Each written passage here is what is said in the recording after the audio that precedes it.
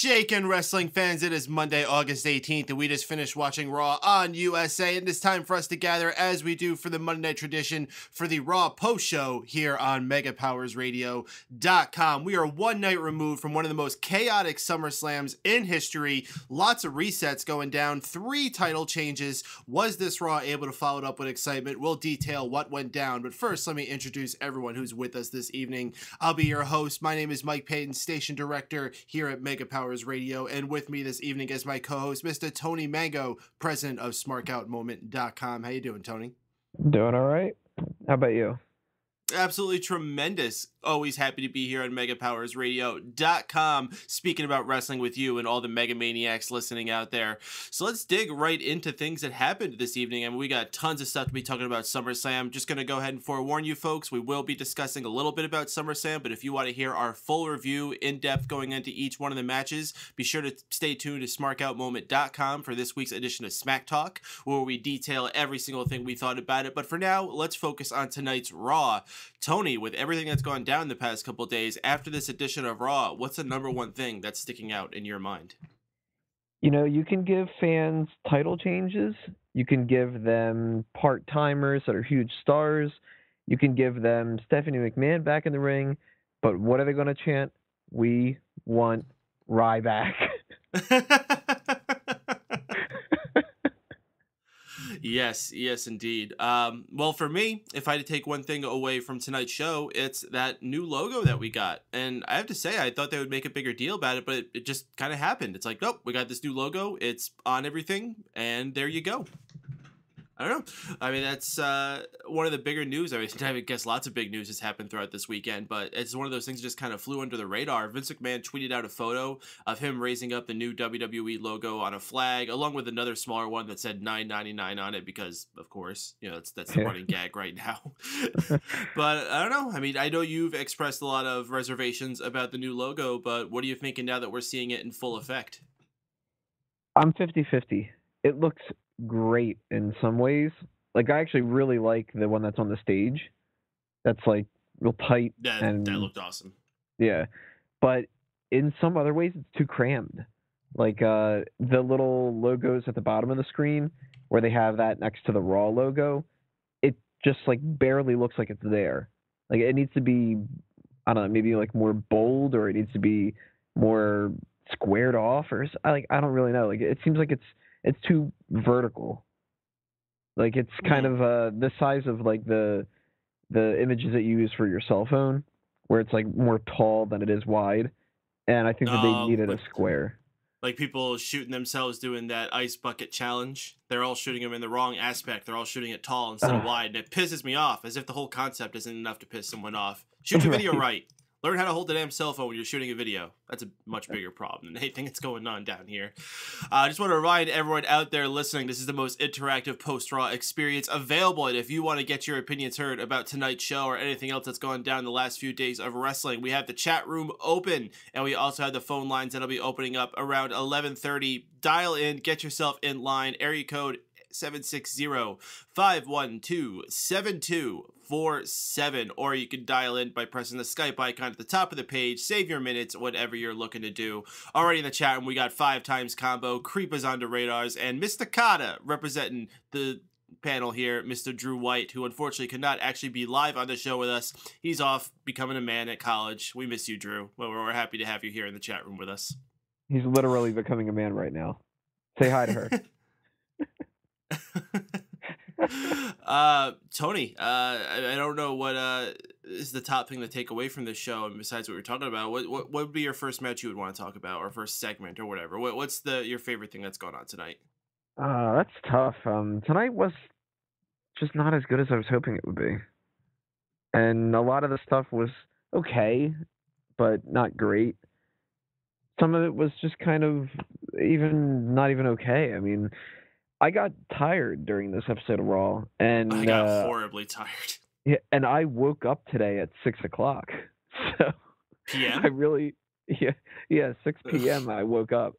So it wasn't like I had been up like all day or whatever like that. But you rearrange your schedules around. If you go to sleep at like 12 o'clock in the afternoon and wake up at 6 or something like that, you're refreshed enough that you should be able to sit through Raw and not get sleepy. But midway through this episode, I decided to lay down for a little bit just because I was like exhausted, and it wasn't in a way of like there's so much excitement going around that it's wearing me out. I'm about to have a heart attack. It was just kind of like, oh man, I kind of wish that like something would happen to liven me up here. It wasn't a horrible episode, but there's really nothing that stands out to me. Is there anything that stood out to you? Not particularly. I mean, other than the new logo, which in turn affected us with new titles, which is the main thing I was looking out for this night, was seeing all the new titles, not just a new world title, but everyone got new titles, and they all looked really nice and shiny. It was a really neat thing. We also had a completely new look as far as the the versus match screens, the nameplates as the wrestlers are coming out. What do you think about all that? I mean, we're both production guys. We both make our own versions of logos and nameplates and all those things along that. What do you think about their presentation for all those things? I like that a lot. I think that's a huge step up. Although I'm pissed because I like a couple months ago I finally found something that really fit the Did You Know parodies that I do in the background, and now they don't fucking do that anymore. I gotta redo it all over again. And the new one is weird. It's really weird. I don't know. It just seems like it has like way too much going on. They have like a bunch of little screens or something that display before it shows the fun fact. I actually didn't notice that part. I looked away like that split second when it pops up with the actual Did You Know section. But the content itself, they used to have like this blue white kind of effect, not Drew white, blue white, and I never was able to get that right on Photoshop just because I'm learning Photoshop on my own instead of teaching myself, or like these people that actually have degrees and this kind of shit that know a hell of a lot more than I do. I was never able to get that right, but now that they're just like solid white in the background, that'll be a lot easier. So I think that everything, like the little transitions for the Raw logo and little things like that, even though at the very end of this episode, when they were cutting away from Seth Rollins, it was just this little, I don't know what you would call it. It looked like it was like the WWE logo made out of lights or something. Do you notice that? Mm-hmm. And it was just like a little like end of the show kind of a thing, and I like that a lot. I thought that was cool. It seems like they're trying to do this thing with lights now, like especially with the nameplate intros. It looks very much like those dot matrix light systems that you would see that are running announcements for whatever it is in a building. It actually is kind of hard to read. I don't know if I'm too big on that one, but the rest of the presentation I'm digging. The versus screens are really cool.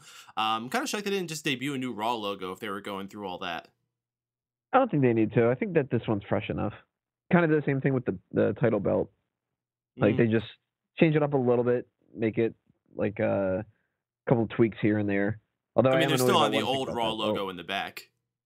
Oh, they still did that? I was trying to pay attention to that. I didn't notice. I didn't see if it was still there tonight, but I mean, it's been there for how long? The one with the little chain that they hung up? Mm-hmm. Yeah, that's stupid as hell. I don't know why they took so long to get rid of that, if they haven't even already. Well, those of you in the chat room and when we get the phone lines opened up, sound off what you think about this whole new look for WWE with their belts and all that.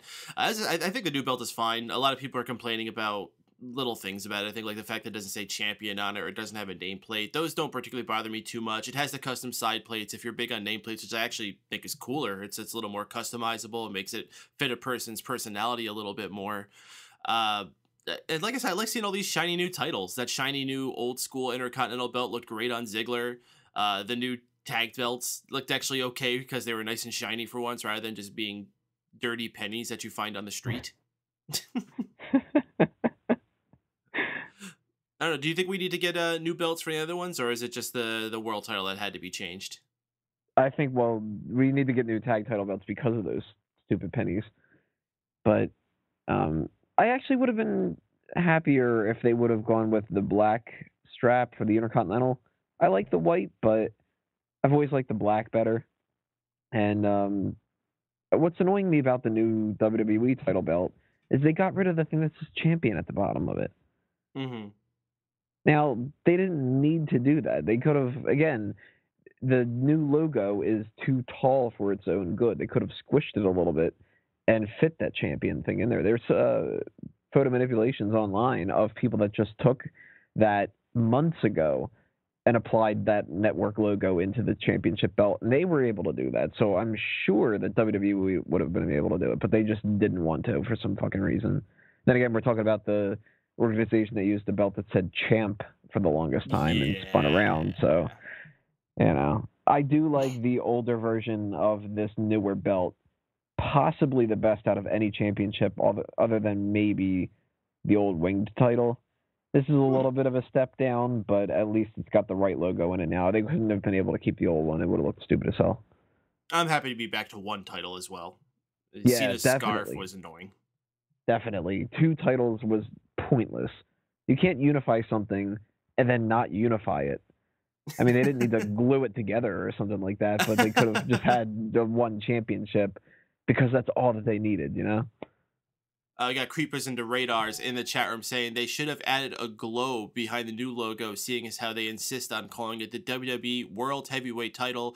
I wouldn't mind that idea. I've seen some concepts done with that, and I think if there's one complaint that I see a lot of people bringing up, it is that black background where you just see the leather strap, and kudos for something different, and I did like it on the last one, but on this one, without that gold bar at the bottom that says champion, it's a lot more noticeable seeing that black background. Mm-hmm. Yeah. All right, so let's just do a chronological rundown of Raw, and we'll just talk about each thing as it pops out to us. Our opening segment this evening featured both of the Bellas in the ring after the quote-unquote shocking turn by Nikki Bella last night at SummerSlam with the match between Brie Bella and Stephanie McMahon, allowing Stephanie to get the victory. It looks like this story was going to be progressing a little bit further, or at least Stephanie is still going to be standing on the sidelines while we have Nikki versus Brie. This is a very interesting situation because Nikki and Brie are, of course, both stars still on Total Divas, so I think there's going to be a conflict of interest there. And what I also think is kind of funny is now Nikki Bella, the first woman besides Stephanie, of course, to be in the Authority, so to speak, and her boyfriend is John Cena, who's one of the main enemies of the Authority. So that's kind of like a little conflict there. Yeah, I don't think that they're going to acknowledge that, though. I think that's like one of those kind of rare instances where they're going to be like, everybody, please watch Total Divas, but forget about that one thing. You know what I mean? What are you hoping to see as we go into Night of Champions? I think, without going into too much detail about it, I think Stephanie and Brie did much better than I think anyone would have given them credit for. I don't know if I would necessarily mind seeing another match. And funny thing is, I'm not as positive about a possible Brie and Nikki match, but what would you think about that? Here's the thing. Night of Champions sucks. It's become pointless. And I don't even think that the pay-per-view should exist anymore. If you're going to give me a pay-per-view called Night of Champions that used to exist on the philosophy that every championship was finally defended in one show, you don't have any championships anymore to do that. And including matches like Nikki Bella versus Brie Bella is not going to sell me on the pay-per-view. Especially not going to sell me on buying the WWE Network, or for the other people that are out there. Yeah, for the other people out there that have already purchased it and their renewal is coming up soon, is that going to be the selling point? Night of Champions, when every championship is defended, like it pretty much always is, but we also have the Bella Twins against each other. That's not a selling point to me. Yeah, the Bellas feuding with each other is interesting to an extent, but it's not exactly something that I am craving to see. If I never saw that match again, because I'm pretty sure we have seen it before, it wouldn't be like the bothersome thing like a Sting versus Undertaker or The Rock versus HBK or Hogan Austin or any of that kind of stuff. It's not like this is going to go back in time and we're going to be like, damn, if Randy Savage could have had one more match, or if Ultimate Warrior could have had one more match, if only the Bella Twins could have had one match. It is what it is. It's fine, but the Stephanie feud's probably going to be the top of what it was, and that's already gone. You know what I just realized? There's another match we could add to those dream matches we might never see now, and that's CM Punk versus Austin. That's true, yeah. CM Punk. Everyone was going nuts about that match about a year ago. Yeah, then it just didn't happen. And now CM Punk's not going to be wrestling anybody, so... Yeah, I mean, CM Punk still may possibly come back, but I mean, that's not going to be for some time, I would imagine. And by then, Austin's still not very likely to wrestle another match. And if he did, it's only going to get less likely as time goes on. Yeah, and right now, I don't think that they would trust CM Punk in that kind of a situation. Let alone have CM Punk beat Steve Austin. You know what I mean? If they're going to have Austin come back and wrestle one match, he's going to face either Hogan or Cena. It's not going to be him jobbing out to CM Punk after he left like that. They're not going to do CM Punk any favors. They're going to welcome CM Punk back when he's crawling back to them, if anything, you know? Oh, if there's money to be made, they'll always figure it out. Got the chat room is popping up a little bit nicely. We got it fleshed out a little bit more. We got 5 times combo, Creepers on the radar, Ferris 419, our very own Mysticata representing the Drew Crew and Mega Powers Radio in the chat room for us. And we got a number of guests there. Hey, if you're listening in, you haven't registered to use the chat room, go ahead and do it. Sign up with blogtalkradio.com. Scroll on down to the bottom, and you will find the chat room there where you can chat with the rest of the Mega Maniacs. We're going to be opening up the phone lines in just a few more minutes, so if you want to dial in, get your voice heard on the Raw Post Show on MegaPowersRadio.com. Number to dial is area code 760-512-7247, or join in with the Skype icon at the top of the page. Let's rock one more quick segment here, because I don't think we're going to have too much to talk about this one.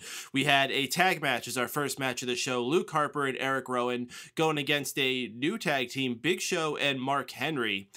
Big Show and Mark Henry pretty much dominated a lot of this match. I mean, Harper and Rowan got a bit of offense into it, but Big Show and Mark Henry looking very, very strong, looking like they're a force to be reckoned with in the tag division. They get the victory in the end with a WMD and World's Strongest Slam combo.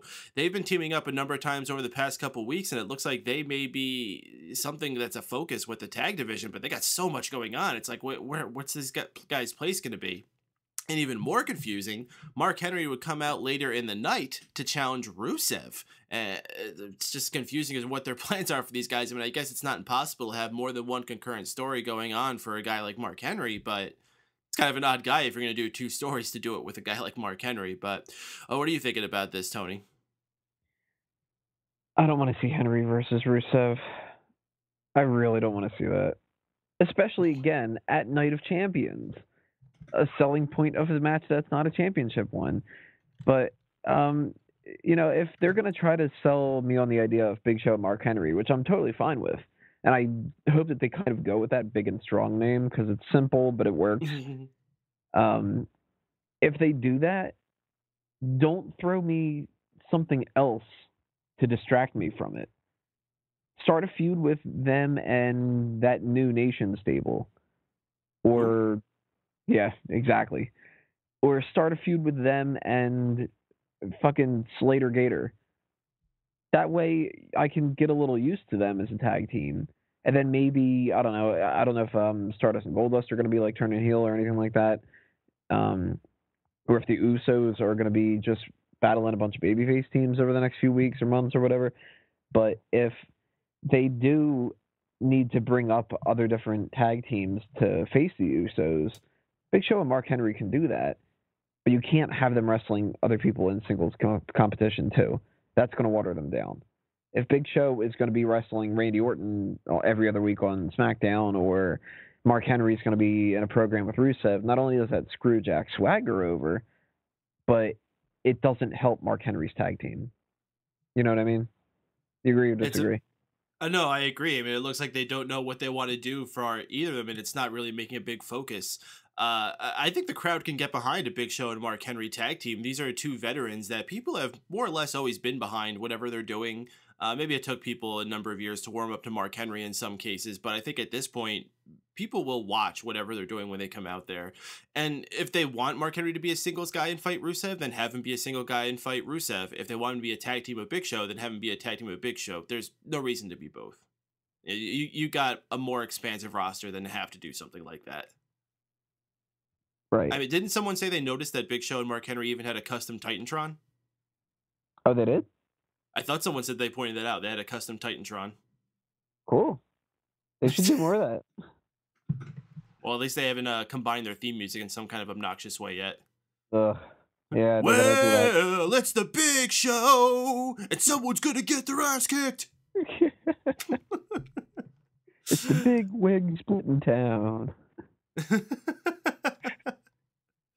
All right, folks, we're going to open up the phone lines now. We're going to bring out our first caller, made what we always have here, number 1 on Mega Powers Radio's Raw Post Show, the man from Pittsburgh, PA, Mr. JD. What's shaking, JD? Hey guys, actually I'm on location this week, believe it or not. I'm on vacation with my family. So I told you guys last week I'm calling from the Outer Banks of North Carolina tonight, so I'm not in Pittsburgh tonight, but I am in the Outer Banks of North Carolina tonight. How's that Anyway, vacation it's a rainy going? night. It's good. I mean, we've had good weather. I mean, we have a little rain right now. It's supposed to rain tonight, but it's supposed to be nice again tomorrow. It's been nice so far since we got down here, but I'll be back in Pittsburgh on Saturday. But I did get a chance to watch Raw last night. I did not get a chance to see SummerSlam last night. So let's get to Raw. Not a bad show tonight in Las Vegas. It was a pretty good show for the most part. However, honestly, I mean, I was a little surprised they would start off with Stephanie the Whore and doing her little Steph shirt, which was absolutely bullshit to start the show, however. And, of course, Nikki Bella comes out, however, later in the show after Stephanie continues to run her mouth saying, oh, Brie didn't get the job done, however, her husband's this and that, blah, blah, blah. And then, of course, Nikki slaps Brie. And then Steph just takes surprise how did Nikki slap Brie. I mean, I'm like you guys, how I have no interest in this program at all. And, of course, once again, just goes to show certain people in authority love to kiss the authority's ass, like Seth Rollins. However, you saw what he did at the end of the show tonight when him and Corporate Kane had to stick his big fat ass into the matter and help Seth Rollins cheat. However, needless to say, they never said there was a winner or anything like that, but they stopped the match, however, when Dean Ambrose had his head in that cinder block, however. And once again, what happens? Kane basically abuses his authority. What's Triple H going to say? Oh, that's okay. Kane can do whatever he wants, however. Yeah, it just goes to show you people love to kiss the authority's ass week in and week out, however. And like I said, for weeks on end, I mean, someone has got to set the authority straight, however. But once again, the authority has to abuse their power because it's in their contract, if you will. But as far as the Brock Lesnar CM match last night, I mean, my friend told me it was a very physical match, a very intense match. However, I can see why Cena got the night off tonight. I mean, Brock just absolutely abused Cena last night, abused him to the point where he just totally mauled him in every sense of the word. However, now they're saying John Cena's coming back next week, however, on Raw. I mean, does that say John Cena wants a rematch and say to Brock, I want a rematch against you? I mean, come on. He should know that Brock's going to do the same thing to him, and that leaves the question. I mean, with Brock as the champion now, and I said it last week, however, who does Brock take on, however, and does he start doing that full-time schedule now? I mean, they're going to have to tell him, you're going to have to do the full-time schedule now that you're champion. I think he has no choice to do it. What do you guys think? You know, you're not wrong. You can maybe have him miss one or two pay-per-views on whatever plan they have for him long term, but at the very least, our next pay-per-view is Night of Champions. If you don't have your world heavyweight champion there, that's a very big problem and abuse of the gimmick if you're not using it to its full potential, which means having your world champion there. I think that Brock's biggest problem is he doesn't like traveling a lot. If he's just there for 2 Raws of a month and then the pay-per-view, he's only taking a few flights. He's only doing a number of dates. He doesn't have to do the local house shows. Those aren't that important for him to be there. I think he can pick up a little bit more. Yeah, I agree with you. I mean, he can skip the houses. That's fine. But when you're scheduled to be on, like, say, a Raw, a SmackDown, or a pay-per-view that you are put in writing, however, to defend your title, you have to be there. There's no ifs, ands, or buts about it in your contract, however. I mean, I've already heard some people say Bautista might be coming back, and I just shudder to think him and Lesnar doing a program together. I mean, you talked about Rusev and Henry earlier. I hope Henry does squash Rusev. I mean, what Rusev did last night with his little whore Lana, his Zeb Coulter, was despicable. And meanwhile, tonight, I mean, you look at JBL, he ripped apart Jack Swagger, and now it looks like Swagger's going to be maybe doing a program with Bo Dallas. Bo effing Dallas? Really? Come on. Bullshit. Guy who couldn't even beat R-Truth a couple weeks ago. Exactly. And talk about our truth, however, look at that. I mean, what was it, 2 or 3 weeks ago, we were talking about this, the whole new Nation of Domination thing with Big E, Kofi, and Xavier Woods. What have they done? They've absolutely pissed on this gimmick. Apparently, I guess I heard management wasn't really too high on it, and I guess they decided to pull the rug out before they even got started. That just goes to show you, I think, more and more WWE just has certain guys on this roster that they don't even have no gimmicks for. I mean, you talk about tag teams. So the one team I keep hearing that they are going to bring up essentially could be the Ascension, possibly. I mean, I've heard a lot about them. They are talking about bringing this team up eventually. I mean, tonight you look at the tag team match, however, it was good first tag team match. Then you have the freaking Dust Brothers beat the Usos, a non-title matchup. What the hell is up with that bull? You know? Well, it seems like they've been grooming them to be the next contenders for the tag titles, and that's always the easiest way, the laziest way, you could always say, to set up a potential tag match for the future. But the It would have problem, been nice if it was a little more but the convincing. Go ahead. Well, Mike, let me tell you this, though. The Dust Brothers, however, have no potential. I mean, for a while, however, they were always sitting in the back, and they had those stupid little vignettes. Now, the last couple weeks, they're on TV. Tonight, they don't bring Keith Slater, apparently, on a match hour whatsoever. Like I said, there were certain guys they didn't even bring on the show tonight whatsoever. I mean, you had a good six-man tag, which was decent, but like I said, you had to start the freaking match with the Bellas and Stephanie the Whore. Really? You could have saved this till like maybe 9 o'clock, done it in the second hour. You could have started the show with the whole Brock Lesnar championship celebration. Instead, you went brass ass backwards and changed it on the fly. I actually completely agree with you. I was shocked when Brock Lesnar was not opening that show. That was what was on everybody's mind after SummerSlam. They want to make a big deal about this new title, this new logo. You would have really given it some oomph if it was at the start of that show. Tony, do you agree with that, though? Do you think that structure-wise, I know you're a guy who looks a lot into the timing of these shows. Do you think that that would have been better pacing if they had that at the start and then thrown this Bella thing somewhere in the middle? Or is it better just because not many people might be watching at 8 to have that Bella's at the top? Definitely go with Lesnar. That's the big thing. I mean, they wanted to put a lot of emphasis on the Stephanie McMahon storyline, and maybe that's just because it's Stephanie McMahon and Triple H. You know, you value your wife more than anybody else does. Because of their abuse of power, and they figure they can do whatever the hell they want, whenever the hell they want. Anyway, quick point, high point, low point before you cut it loose for the night. And don't forget, guys, 3 weeks from tonight, however, we got to debut that new segment we were talking about last week. How I will be starting to take questions from the fans out there. If they're interested, Yes. how we can start doing that 3 weeks from tonight, however, on the first Monday night of the regular season. I'm looking forward to it. High point tonight, however, I would say the person tag was good. I would also say the opener was good. The low point of the night, however, was this Paige Natalya thing. I mean, really, you're going to continue along with this whole Paige AJ thing. I mean, this was just absolutely hokey at best. It went a minute and a half. I mean, Christ, I could have taken a piss and gone to eat, which I did, however, during this whole time. But this was just absolutely a waste of time by putting this on tonight. It really was. I mean, at least they're trying to get more use out of the Divas division rather than just AJ and Paige and whatever they're doing with the Bellas. I mean, it was nice they're experimenting. Like, they were experimenting with Naomi and Cameron. It flopped, but at least they were trying. Now they're trying to get Natalya back on TV. Hopefully, it's not just a one-week thing. I mean, she's been doing her thing down in NXT, and she's always been someone who I thought has been underutilized. She had a different look tonight. She had those shorts on, which seems to have a differing opinions of what people think about that. Who knows? Maybe she's someone who can insert herself into what's going on there. The one diva they totally underutilized. However, I mean, she's been on TV once since her whole little bust. However, and even before that, she was doing the whole comedy skit with Santino as Emma. They've totally lost her in the shuffle. You know? Well, let's not forget she got fired at one point. Yeah, true. All right, guys. Well, I just want to get my 2 cents in as always. And like I said, I'll be back home on Saturday, however, and I'll be calling again next Monday night. So, like I said, hopefully you guys can get that plug in again. Don't forget, 3 weeks from tonight, starting on the 8th hour, I will be allowed.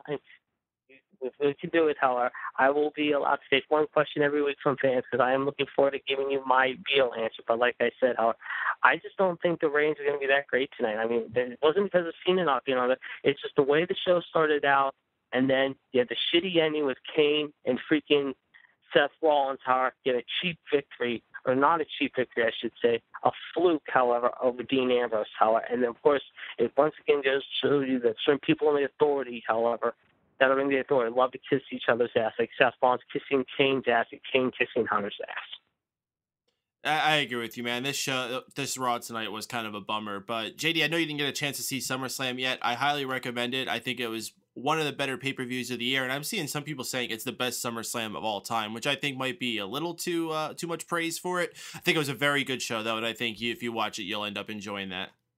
I will have to check it out. And like I said, the other thing that's pretty crazy is, though, real quick before I cut you loose, however, is that next year, I'm sure you guys saw it last night, however, they said that next year they're moving out of L.A., however, to New York, New Jersey. That's crazy. Yes. Why would you? I mean, that's the first time in a long time we've seen no SummerSlam in the same city. I mean, are they trying to make it more interesting again? We'll have to wait and see. Yeah, absolutely. All right, we're going to talk a little bit more about that, but JD, fantastic call as always, man. We'll talk to you next week. Enjoy the rest of your vacation. Thanks, guys. I'll talk to you next Monday night after. Enjoy the rest of the week. Have a good night, man. All right, another fantastic call from Mr. JD, not from Pittsburgh tonight. I believe he said it was from North Carolina. If you would like to be like JD, call in, get your opinions about tonight's Raw, whatever else is on your mind. Dial in area code 760-512-7247 or hit the Skype icon at the top of the page. JD brought up something pretty awesome that they announced last night at SummerSlam show. They've been in Los Angeles 6 years consecutively. However, they decided to pick last night to announce 1 year in advance that SummerSlam next year will be coming to, quote, the New York, New Jersey area, which is very interesting that they use that verbiage specifically, because that's the same verbiage they used when they did the WrestleMania 29 show, which is what they did from MetLife Stadium. I have to wonder why they would use that if they were not possibly thinking of doing the exact same thing. I don't know if SummerSlam is big enough to do in MetLife Stadium. Maybe you could. I think you might be able to pack it for a secondary show, especially if you have a really big match planned for it, which I could spitball a few ideas of things you could possibly throw out there. Brock Rock, Roman Reigns Rock, Batista Brock, Batista Rock. You could think of all these really huge combinations, WrestleMania caliber matches that you could put on SummerSlam to make it that big party this summer that, people looking at this card going in thought it was going to be, and of course it still ended up being it, but before that, a number of years, it hasn't felt like we've had that big card thrown in the middle of the year like SummerSlam has had.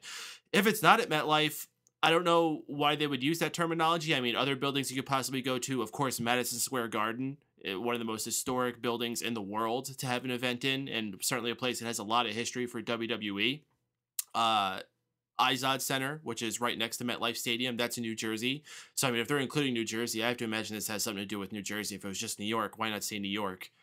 Which is also why I would rule out the Barclays Center, which is a fantastic new arena. They just built it a few years ago. It's one of the most technologically advanced arenas in the country. I believe they just had TLC there a couple of years ago, I should say.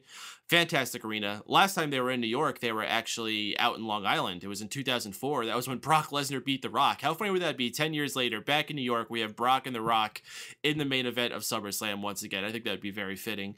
But Tony, you're from this area too. You're from New Jersey. I'm from New York. So we're representing both of the areas that was mentioned. We attended WrestleMania 29 at MetLife Stadium. What do you think about all this, man? Where do you think is a good place for it to go? Are you excited for it to come to the East Coast? Is it a mistake to leave Los Angeles where they've been for all these years? What's your thoughts on this? Thank God they're leaving LA. Man, I want to see an actual SummerSlam, and I ain't fucking flying out to LA. Mm-mm. I mean, if I had the money, yeah, sure, I definitely would. I want to check out LA, but that's an expensive flight when you factor in your hotel room and you factor in getting some decent seats and then, food and everything like that. I mean, you could get a hot dog and it's like $20, so that's a huge thing. I don't know what the venue would end up being. I would kind of assume more Izod Center than MetLife. Mm-hmm. But they could pull off MetLife. I mean, you don't need to have the entire thing packed 100%. You can... Wait, does MetLife have a roof on it? No. They don't have the option for that? It's not like one of those No, they don't have a dome they can put on there. But shit, that might work better because you got to consider you're in the middle of the summer. It's not like when we were there in April when the wind was blowing so hard. It was blowing our freaking plates and everything all over the place. And then it starts raining in the middle of it, which, could still happen. It could still always rain any point of the year, but you have a much better likelihood of having a nicer day. Yeah, it sucks going to WrestleMania wearing an undershirt, a normal T-shirt, a dress shirt, a coat, and a hoodie. And then being like, it's kind of cold.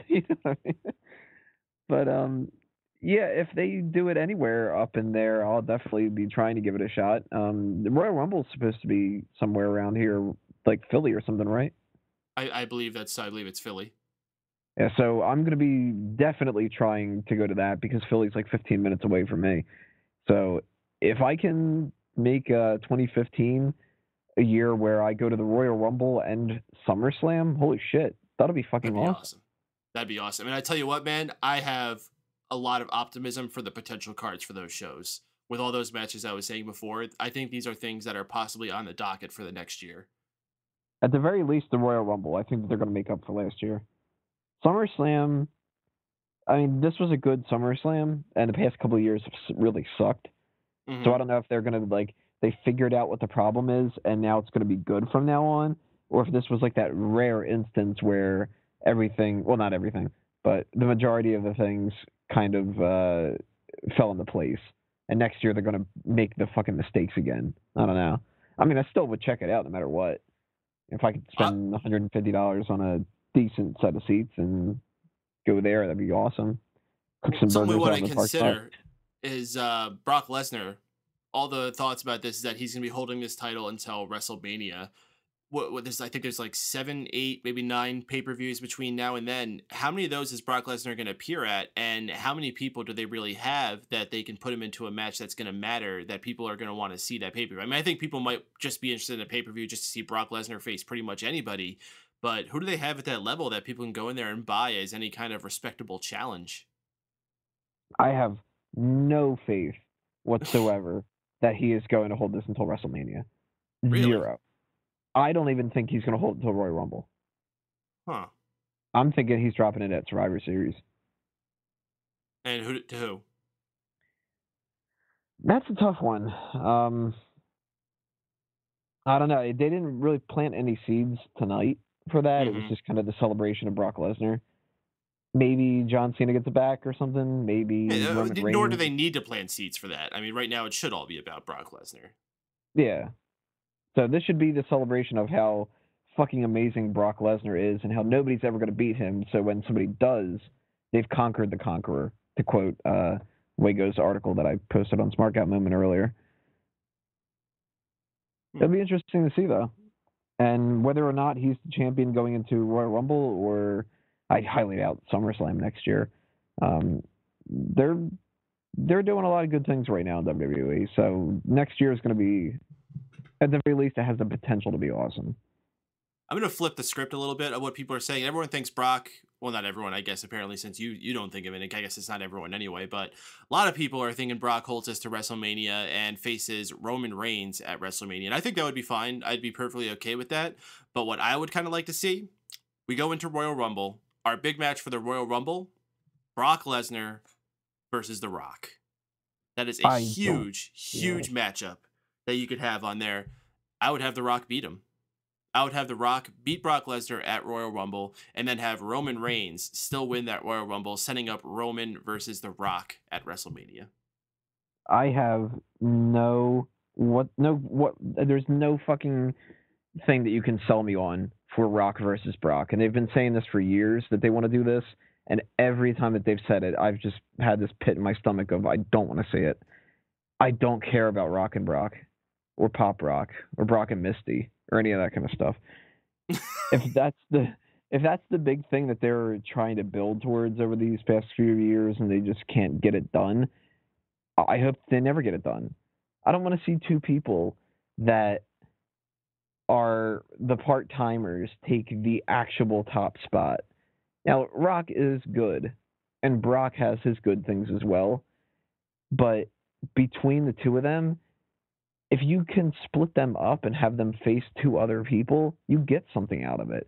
But if you have Rock versus Brock and you build 3 months worth of a build-up for that for WrestleMania or Royal Rumble or whatever like that, and then they leave afterward, then you have to just start all over again. It's kind of like putting all your eggs in one basket, dumping the whole basket out, and then being like, all right, well, now what do I fucking do? You know what I mean? Creepers Under Radars in the chat room saying Rock would die within 5 minutes cardio-wise. Listen, Brock Lesnar wouldn't last too much longer himself after what we saw last night. It's true.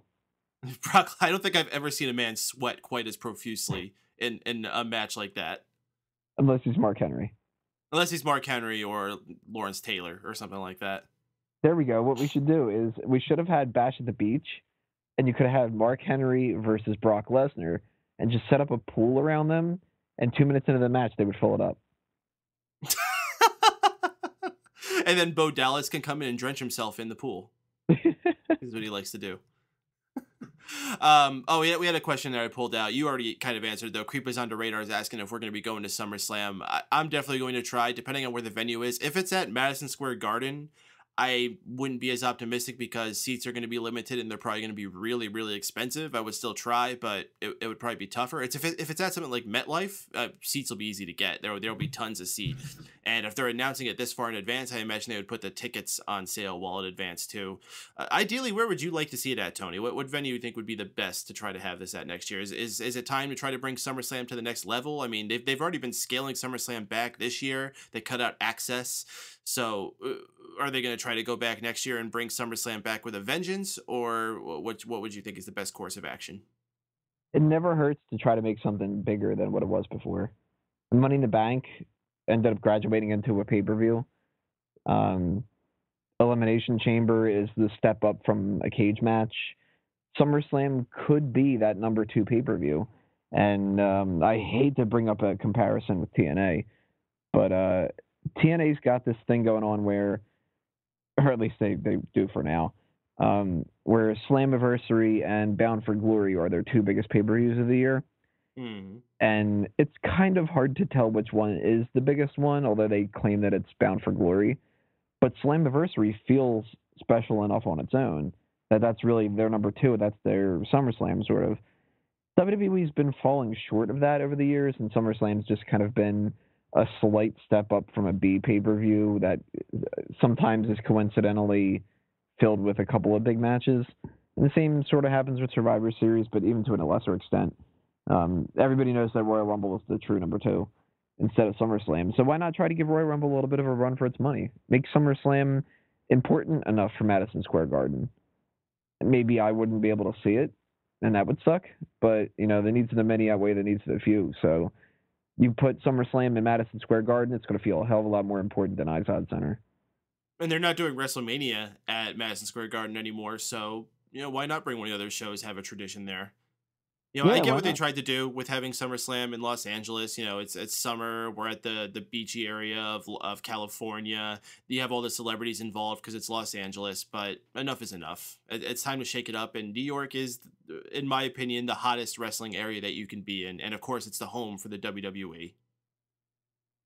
Definitely. We got another caller on the line. Let's bring him on. We got a caller from the 540 area code. You are live on the Raw Post Show on Mega Powers Radio. 540. What's your name and where are you calling from? Hello, 540. John Groves from Front Royal, Virginia. John Groves, what's up, man? Yep, I can hear you, man. What'd you think about Raw tonight? Yep. Raw was very good. Raw was very awesome. Rollins versus Ambrose, that stole the show. That was a pretty great match. I didn't like the ending, though, but it was pretty. But Rollins versus Ambrose kind of stole the show for me. I'm thinking this authority angle's going to be out of line here soon. I think the authority angle needs to end very soon. And who would you like to see end it? Because obviously this can't just dissolve on its own. There's got to be some strong force that goes against it. They have their problems with Roman Reigns. They have their problems with John Cena. Of course, they still have Daniel Bryan waiting in the background.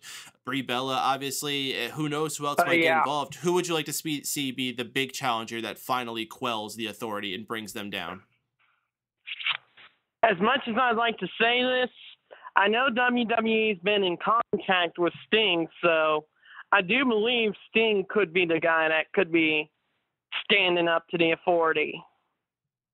Would you see him doing that in a wrestling capacity or as some kind of power guy where he comes in, makes the right friends, and eventually takes over in that sort of political sense? As much as I like to say, not wrestling-wise, but you hit the nail on the head. Power. The power. And forgive me, some people, when I'm on the phone, they say I sound like a girl, but I'm really not a girl. I'm a guy. Okay. Yeah. But anyway, I wanted to set the record straight on this one. Yeah, I think Sting, from a personal level, might not be wrestling capacity-wise, but he could have like a on-screen authority role against the authority. Who would you think that he would have be his surrogate? I mean, Sting doesn't exactly have a whole flock of friends. Who would you like to see him align with in that, if that was the case to happen? Roman Reigns. Yeah. And go ahead. What? No, go ahead, please. Yeah. Also, who could Brock face at Night of Champions? I mean, there's a lot of potential guys who would like to face Brock for the title, but I'm wondering if John Cena could cash in his rematch. I would definitely expect that to be the plan for Night of Champions. Moving forward from Night of Champions, who faces Brock Lesnar? We were just talking about that a little bit before. I don't have a clue. They don't really have anyone at that level, that size, that intensity that I think is going to go in there and face Brock Lesnar and be a believable threat to Brock Lesnar, especially when he's on top of the world as the World Heavyweight Champion. Brock Lesnar is just way too much of a beast, way too much of a badass. There's really no one else on his level. Those suplexes last night at SummerSlam, they were definitely brutal. Me and my cousin watched this on the network, seeing all those 16 suplexes. I was like, oh my goodness, he's just killing Cena out there. Very mixed opinions, but I don't think it's anyone that's going to be able to argue that Brock Lesnar dominated throughout that entire match. I don't think we've ever seen John Cena fall like that. In your opinion, do you think this harmed the John Cena character? Do you a lot of people complain that John Cena was quote unquote buried, which I can't believe that. I mean, John Cena is one of the biggest stars of all time. I think it just speaks to the level of badassery that Brock Lesnar has. Good. No question about that. John Cena, man, he's done it all. He's beaten everyone on that list he has to fall. Triple H, The Rock, Chris Jericho, Kurt Angle, Undertaker, Brock Lesnar. But last night, Brock took the fight to Cena, and Cena had to know that Brock was in the toughest fight, that he was in the toughest fight of his life. Mm-hmm. And this matchup was pretty one-sided. I can't argue with the announcers saying that. I can't argue with everyone saying, oh, it was a one-sided match, but who cares, you know? Cena did everything he could. He beat him with one AA, but it wasn't enough. Brock had the early start by gaining the F5 on Cena. Cena kicked out. And then Brock he just went berserk on Cena. I never, in all my 14 years watched wrestling, see Cena take a pounding like that, from what I understand. No, I cannot remember in the history of John Cena. It's very similar, I think, to the first time we saw Hulk Hogan get manhandled by Brock Lesnar. When he had that bear hug on him, you just saw Hogan tossed around like a rag doll. When have you seen Hogan? Even though Hogan was already old by that point. I saw that match. I definitely saw that match. I was 11 years old when I saw that match. I was like, oh man, he's really killing Hogan. And yeah, that was kind of pretty one-sided to me, the way Brock beat on Cena. Mm-hmm. I can't compare, I can't compare, really, that we could see a big match between Lesnar and Reigns for the title at Mania, or Lesnar versus Bryan at Survivor Series. Oh, no. Actually, if I were Vince, I would give Daniel Bryan some time off because of that surgery and let him come back at the Royal Rumble and let Paul Heyman be the voice of authority and say, my client, Brock Lesnar, will beat you at WrestleMania. But then again, I'm still thinking the fact that Roman Reigns and Brock Lesnar could be the match at WrestleMania, because everybody would definitely pay money to see that match. Mm-hmm. Indeed. Yeah. All right, John, we got one last thing I want to ask you. We always like to wrap up our calls with this. What was your high point and your low point for tonight's Monday Night Raw? Meaning, what was your favorite part of it and what was your least favorite part of the show? My favorite part would have to be Rollins with Ambrose spraying that bucket on Rollins. The Heyman promo, very epic. Should have just given Brock the mic. They should have given him some mic time. to talk, but that didn't work out that way. And the least favorite part, I think, the Usos, Nikki Bella slapping Brie Bella around. I mean, lots of drama. Yeah, Nikki and Brie, I can tell this is definitely going to happen because they've got a lot of star power in the authority. You've got Ambrose, you've got Kane, you've got Triple H, you've got Orton, you've got Stephanie, and now you've got Nikki Bella, Paul Heyman, and Brock Lesnar all put together. Absolutely. Yeah. John, thanks so much for calling in, man. Have a good night, man. Thanks for calling in. Feel free to call in another week, man. Another caller here on the Mega Powers Radio Raw Post Show. We love hearing your guys' opinions. We still got a little bit of time left, so if you want to dial in, get your opinion heard on the show. Area code 760-512-7247 will get you in line, or use the Skype icon at the top of the page. And of course, the chat room still rolling along with Creepers on the Radar. Ferris 419, our very own Mysticata, representing the Drew Crew and the Mega Powers Radio panel. Still lots of guests. Hey, if you're listening in, don't be a stranger. Get yourself registered with blogtalkradio.com. Scroll on down below the player, and you will see a little chat room there where you can chat on with the rest of the Mega Maniacs and also us. We're in there as well. 2 conversations going on at once.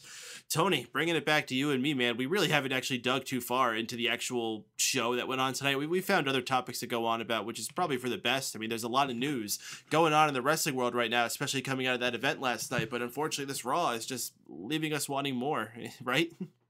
Yeah, I agree. It's sad, isn't it? Yeah, absolutely. So we had our Divas match of the night between Natalya and Paige. Natalya coming out with a little bit of a different outfit. She's wearing shorts, and I think it looks fine on her. It's not too big of a difference. It's not like she has the nicest legs in the world, but it's not like they're hideous either. She looks fine. Good new look for her, I suppose. The match ends when AJ Lee comes out skipping around the ring, causing the distraction roll-up on Paige. AJ Lee follows up the match by taking the mic in her hand, saying she's going to dedicate her life to Paige, and then scaring her out of the ring.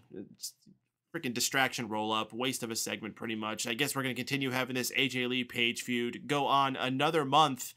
I can only assume it's just so Paige can get a dominant second victory, keeping that title and going forward. I can't imagine they're going to hot potato this title around. Tony, are you excited for another match between these two? I know you weren't a big fan of their first one, but after their second one and the things that have changed with their characters and whatnot like that, are you okay seeing this one go for another month? And could they have done better with the follow-up on tonight's show? I'm going to be a little bit more honest about this than Christian. I only want to see one more match. I don't want any more than that. We're not going to keep repeating that after Night of Champions, but one more match would be good, and then they can call it quits. And I don't know who they can start feuding with afterward. I don't know if AJ will want to take more. Oh, yeah, apparently Marie's going to be the next big thing. They haven't done anything with Summer Rae in a while. I kind of thought that maybe she would be at a good point by now. That whatever happened to the Slayers? Yeah, I don't know what they're doing with that. It doesn't seem like it's much. So maybe they'll pick up more steam. Maybe they'll be baby faces or something like that. Maybe AJ will start feuding with somebody else, and we'll keep up this trend of having like 2 Divas matches per show, which I really kind of hope doesn't happen. Or maybe by that time, they'll be done with the Nikki and Brie stuff, and Brie will be the new challenger. They seem to be putting a lot of stock into her. I don't know, but goodness gracious. I kind of felt bad for Natalya tonight. She seemed like she got this new top that showed off her cleavage, and she got these shorts. Like there's some kind of crisis backstage, and she's like, I want to be cute too. Even though she was supposed to be like that anti-diva not too long ago. Right, like everybody's mom on Total Divas and everything. But, these kind of segments are, how much really can you dive into? It's AJ Lee comes out and looks cute. Paige loses from a roll-up. Natalya runs away to make sure that she's not there when they're doing that promo at the end, because you can't have the people that aren't the focal points still be hanging around, can you? It's like WWE rule number 1. As soon as you lose, you roll out to the outside and crawl away like a fucking child. One more match, then we can call it quits. We had Triple H and Stephanie McMahon out to the ring to present the new WWE World Heavyweight title. We were talking about it a little bit before. Essentially, it's the same as one we had before, just they put the sleeker new WWE Network logo on it. They invite out Brock Lesnar. They pose for photo opportunities to every corner of the ring, which I thought was cheesy and fun in sort of a way. I thought it was a cool little effect they had.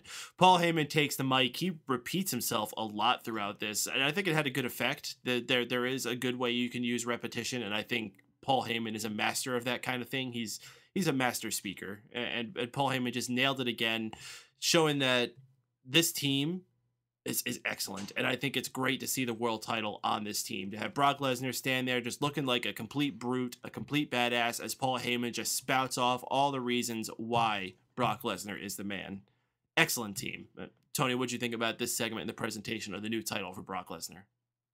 Well, we already talked about how there's certain things with the title that could be a little bit better, so we don't really need to go into that. But the segment itself, it did exactly what it was supposed to do. I mean, Paul Heyman, he can get too repetitious sometimes, and it can get a little tiresome and annoying, especially, you know, when other people start repeating it, like the whole Paulus thing. Mm-hmm. But I found that kind of funny tonight, him doing all the suplexes and everything like that, because it's exactly what happened during the match. So it was like, why not cut a promo that was just like the match? Suplex after suplex after suplex after suplex after suplex. I don't want to see him do this every week. He can cut himself a little bit shorter than that. But Paul Heyman is the reason why this works. It's the reason why the CM Punk title feuds had worked when he was the champion. He is exactly why Brock Lesnar isn't a fucking bore. By the way, Brock Lesnar did something I thought was funny. When Heyman said the whole Brock Lesnar thing, he laughed and said, "I love when you do that. Do it again." And he just repeated himself, and he had this look on his face like, I just thought that was fucking funny. That's a clear and obvious situation where, since they're good friends in real life, that was just them coming out and just being like, "That's funny when you do that, Paul." like that Paul say something stupid line. Like, yeah. It's very odd how those two have gravitated towards each other and made this relationship. I mean, when you look at those guys on paper separate, who would have thought those two would have meshed so well? Not just on a professional level, but on a personal level too. Very similar to like Stone Cold and JR. Yeah, I can see it though, because you might think of it as kind of like the jock with the nerd, but Paul Heyman's not the nerd. Paul Heyman is that weird guy that would hang around with the jocks. He was like the popular by proxy type of person, that arrogant little prick that like could have become like a cop or something, you know what I mean? Like the Danny DeVitos and Joe Pesci's of the world. Oh yes. So he's got like big tough Brock Lesnar, who's like his friend since, you know, they grew up together. They're like next door neighbors or some shit like that. And then it's sort of a of mice and men kind of a thing.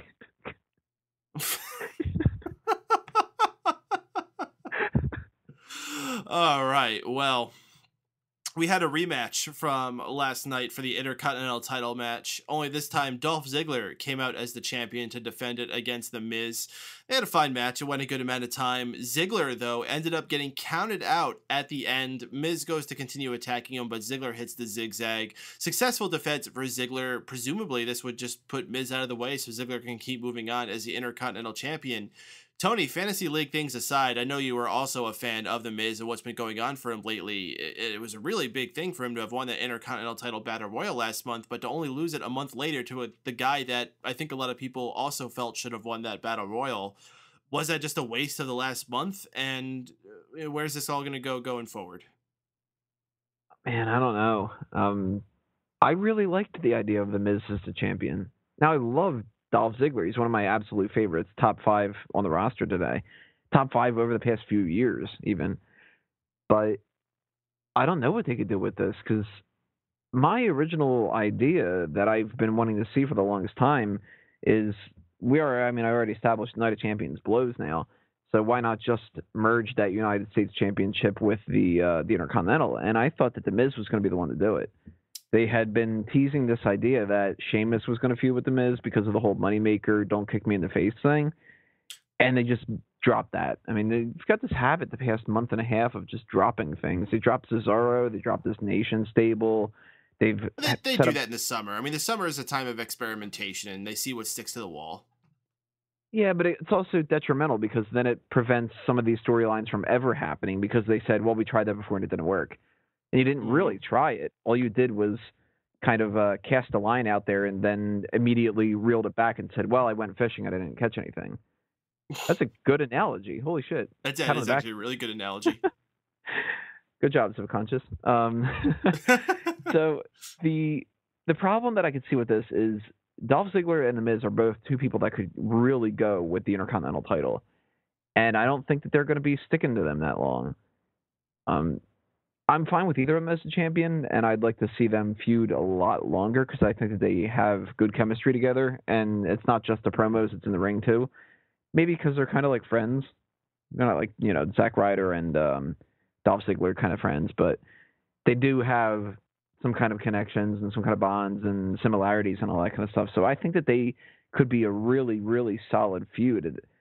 There's really no connection that if you saw the four of these guys, you would go, oh yeah, I completely agree. But what I can see these two being is sort of the equivalent of Razor Ramon and Jeff Jarrett when they feuded for the Intercontinental title. They feuded for a long time. They traded it back and forth. I'd like to see that happen with these two.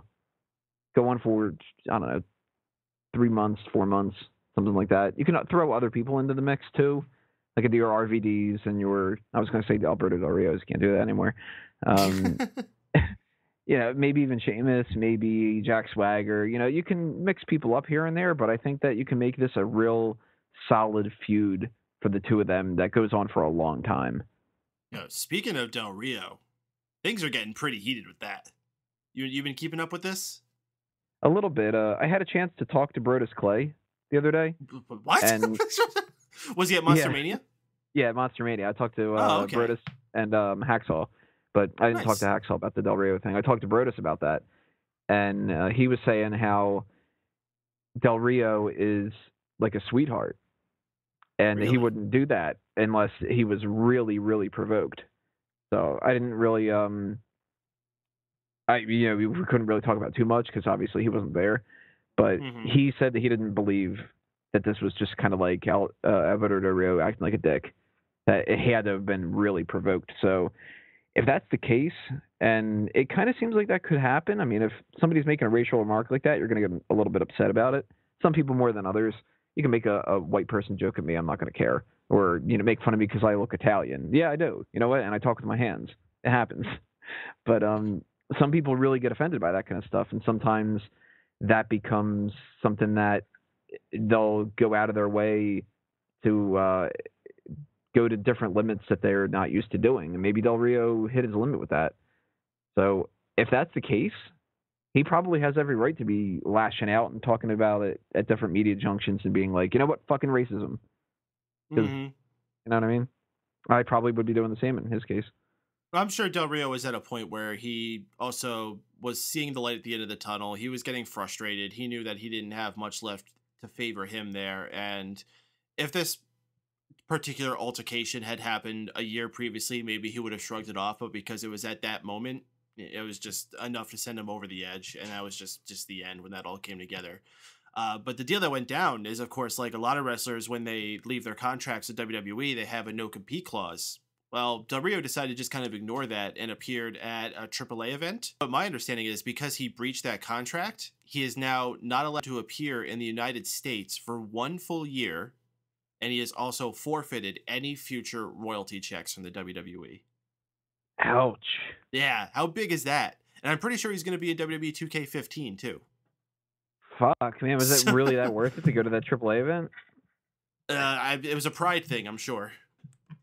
Yeah, that's true. And pride can get the best of us all. But damn, that sucks. So the royalty checks alone. Really high tensions between Del Rio and WWE. Between him and CM Punk, not a lot of good exits happening from WWE this year. No, and maybe that's on WWE's fault. It's questionable. I mean, whenever you have a changing of the guard, there's always going to be separations. And I think that's something we might be experiencing. You know, maybe these are some guys who just not are gelling with some of the new things that are going on, some of the new people coming up, some of the people Triple H might be instilling into certain offices. Who knows? Which, by the way, as much as I criticize Triple H for doing certain things and putting himself over for all those years, he's been doing a damn good job. Oh, he's been doing absolutely fantastic, man. I love pretty much every initiative that he's been instilling. A lot of people that he's signed haven't all worked out, but most of them have, especially more the more recent ones. I think these are going to be great pickups for the company. Just the whole NXT and Performance Center concept, just putting all that together is going to be one of the greatest things to happen in wrestling in decades. And that's all his dream child. And maybe it's not, you know, maybe this is a product of him having conversations with lots of guys, but regardless, he's the guy who signed the papers to get that going into action. And the people like Sin Cara, you can't really blame that on Triple H. Sin Cara needed to put in the effort. Sin Cara should have been a big deal. Force him to get Rosetta Stone, you know?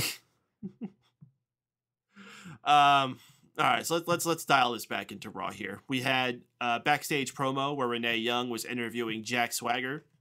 Jack Swagger on his own after Zeb Coulter being attacked by Rusev last night.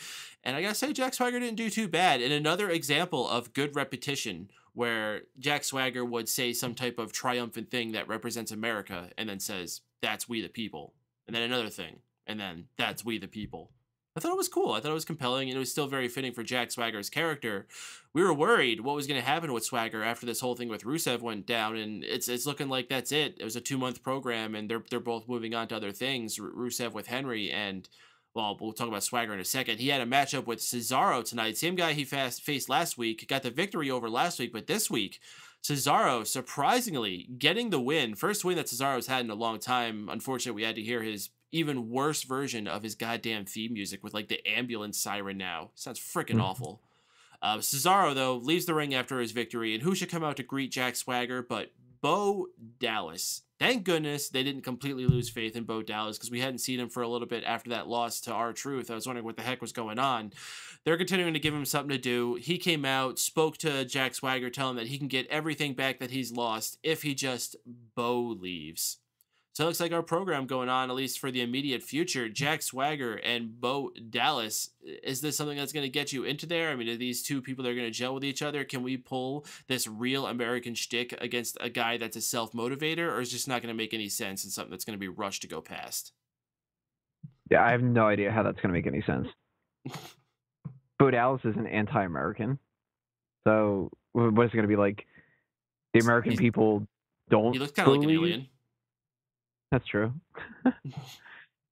I mean, if Bo Dallas is all about Bo leaving and, you know, inspirational, and Jack Swagger is, the American people get back up when they're knocked down, they should practically be a tag team more than a feud, shouldn't they?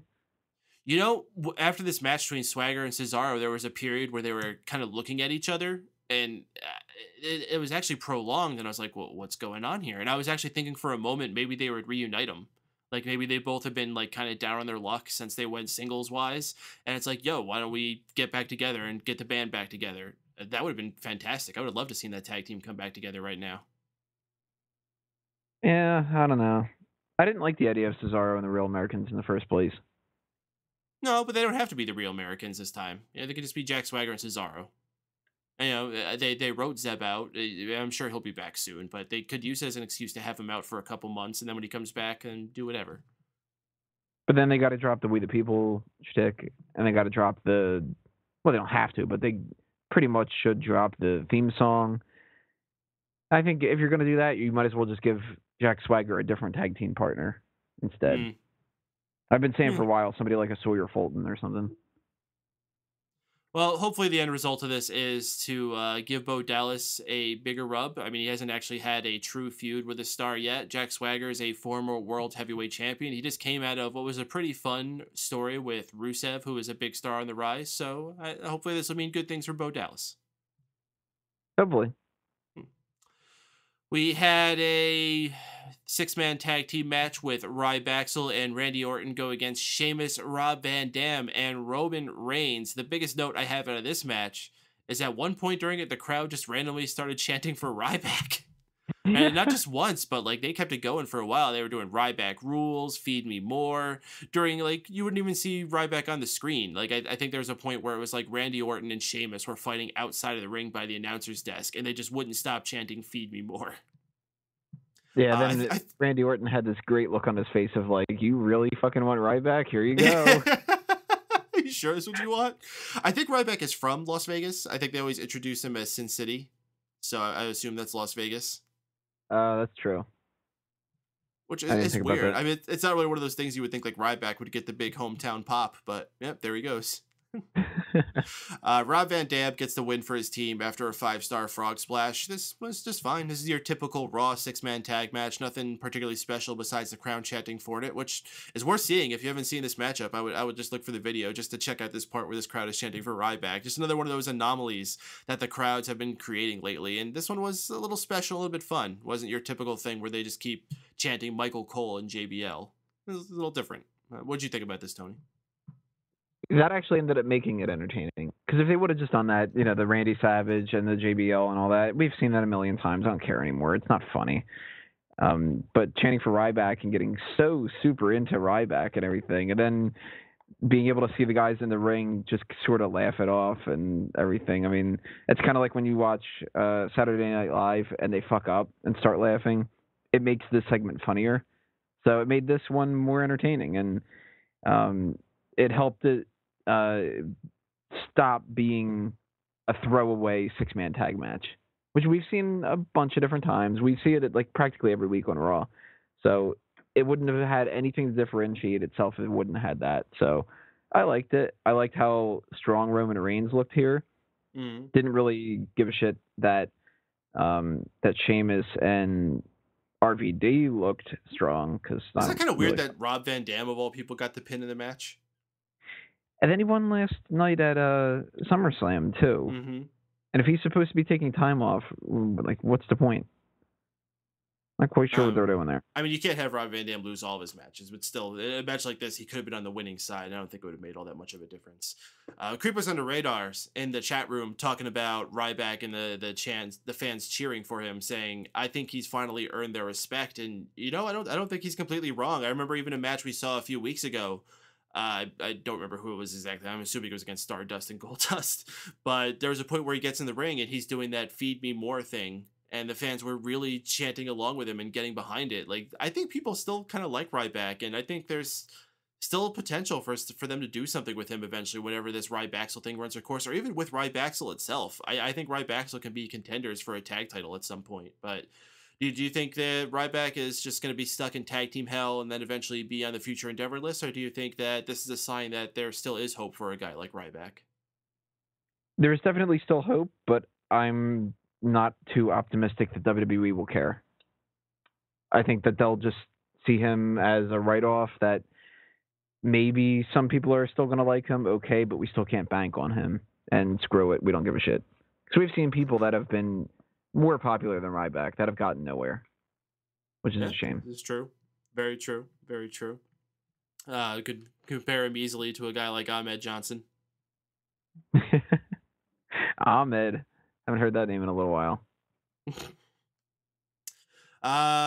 Ric Flair was in the house tonight. Apparently he was in more than one segment. I only saw him in one where he approached Randy Orton after this match. Randy Orton was icing his neck, and he basically was told that you might want to avoid me, Rick, because you're going to find out why they used to call me the Legend Killer, whatever the heck that all means.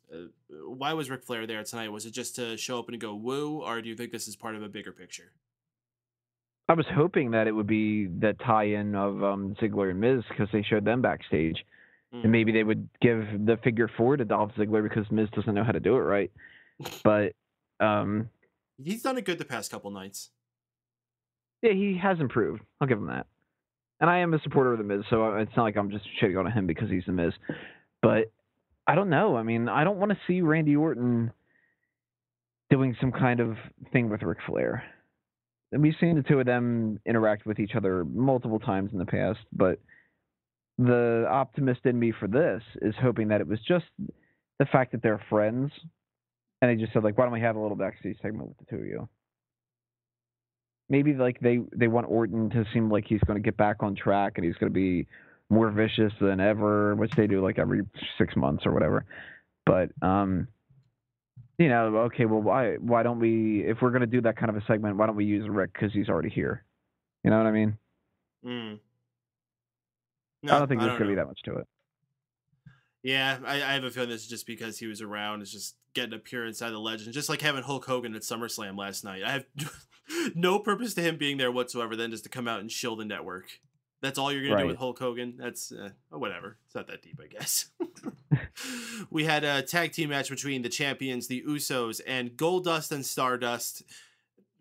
Don't really have any notes from this except that Stardust gets the win with a victory roll of all moves, but this obviously makes them favorites to be the next contenders, and they've been talking this whole time about the Cosmic Key, and I think it's easy to infer that they were talking about the tag team titles. This looks like what we're probably going to have going into Night of Champions, which is interesting because this is two babyface teams. Can they make this work? I mean, I'm always of the idea that you can make two babyfaces go against each other. It doesn't have to be a babyface and a heel. It could be a babyface and a babyface, or even be a heel and a heel and still be a compelling matchup. Just got to be done right. Do you think these guys are professionals enough to handle that? Are you interested in this at all? I know you've been very down on the whole Stardust character change. What are you looking into this? I don't know if they can just do these two teams together, especially after wasting so much time with Stardust and Goldust. Because now nobody gives a shit. The first week, everybody went nuts over Stardust because it was just like, what the fuck is this? Holy shit, this is funny. Now Stardust has been popping around for 2 months or something, 3 months maybe even, and all they've been doing is some backstage promos about nonsense. And I already watched the Wyatt family. I already know about nonsense. So I don't need to see just these two teams. I want to see multiple teams together. Take advantage of it. Have RybAxel involved. Have fucking Big Show and Mark Henry involved. Have Slater Gator. Have the Harper and Rowan tag team. Make it a big fucking turmoil match or something like that. And give it a lot of time too, because Night of Champions could use a big match of just like, let's feature the tag division. It's Night of Champions. Don't throw it off on the side. Don't do some pre-show match or something. Our main actually, we got one more segment I should talk about here. We had Rusev out doing their usual stick, him and Lana. He's interrupted by Mark Henry, of all people, which again confirms that the Jack Swagger and Rusev story is done. Mark Henry looks like he's the next challenger for Rusev. Mark Henry basically just comes out saying this is the same American shtick that every single guy who's faced Rusev has done before. I'm an American. I'm proud of it. I don't like seeing you coming around here showing off your Russian flag. So I'm going to fight you in a match. Mark Henry, I don't know how they got to it, but eventually Mark Henry hits him with a world's strongest slam. And that looks like our story going forward. Tony, can Mark Henry bring Rusev to the next level? No. No, I didn't think so either. No. Is there anything more to say about this, or is this just really so we're just going to have to sit back and deal with, I guess? Yeah, this is just going to be some kind of a throwaway match at Night of Champions, and that's it. And nobody's going to give a shit. It's not going to help Rusev out. Certainly not going to help out Mark Henry by losing. You know, Rusev is bland as fuck. He needs really interesting people to feud with. The Jack Swagger feud was interesting, and they made the whole thing just about Rusev continues to dominate. So you're going to see a big step down, I think, from the Rusev and Swagger feud.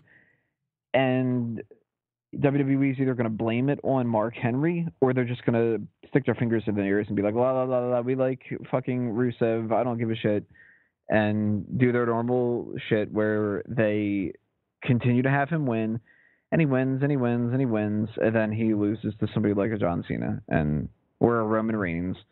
And then everybody makes a big deal about it in fucking WWE, but nobody really gives a shit from the fans' perspective.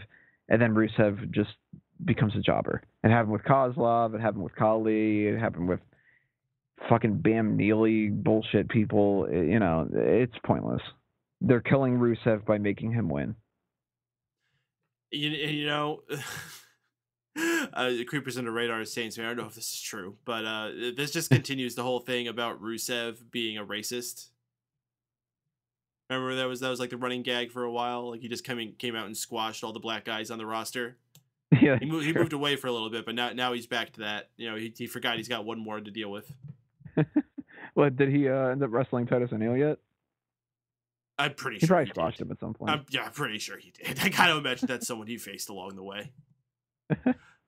Our main event tonight actually had a setup earlier in the night where Seth Rollins was doing an interview with Renee Young. Suddenly, Seth has a bucket of ice water poured over him, of course, in line with the Ice Bucket Challenge that's becoming a viral hit all over the internet. I actually helped someone do one of those today. I poured the bucket over him. So I got to partake in my first one. Luckily, not pouring it on myself. Nobody nominate me. I will hate you forever if you do that. Please, please. I got nominated and I'm not doing it. Oh, you should at least donate, you jerk. It's not because I don't support the idea of donating to a charity and stuff like that. It's that it's annoying the crap out of me that people think that if you pour water over yourself, especially not even ice water, a lot of people are just pouring like a bowl of fucking warm water, and it's a real cop-out. That's not going to help. Charlie Sheen donates $10,000. That's going to help. I don't have 10 grand to donate. But a bunch of jackasses from New Jersey or from Idaho or wherever the fuck you're from all send messages to their buddies about pouring the stuff over themselves. That's not going to cure a disease.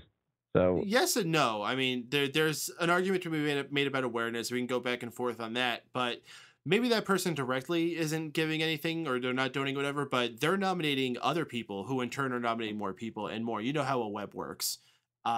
Somewhere in that web, someone is going to probably be donating. So in a way it is help. And you know, it's just harmless. It's a little annoying. It's clogging all of our news feeds. It's not that deep. I think a lot of people are overreacting.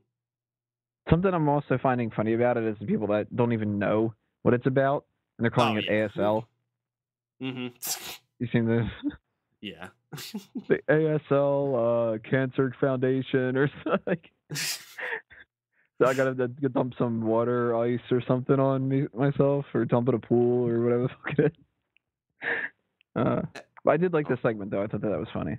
Yeah. Oh, well, go back to that. I didn't even complete it. Seth gets the bucket of water dumped on him. You don't see who it is at first, but then it shows it's Dean Ambrose is the culprit. Dean Ambrose just kind of looks at him for a sec and is like, "What? It's for charity." And then just bumps the bucket off of his head and then continues to beat him down.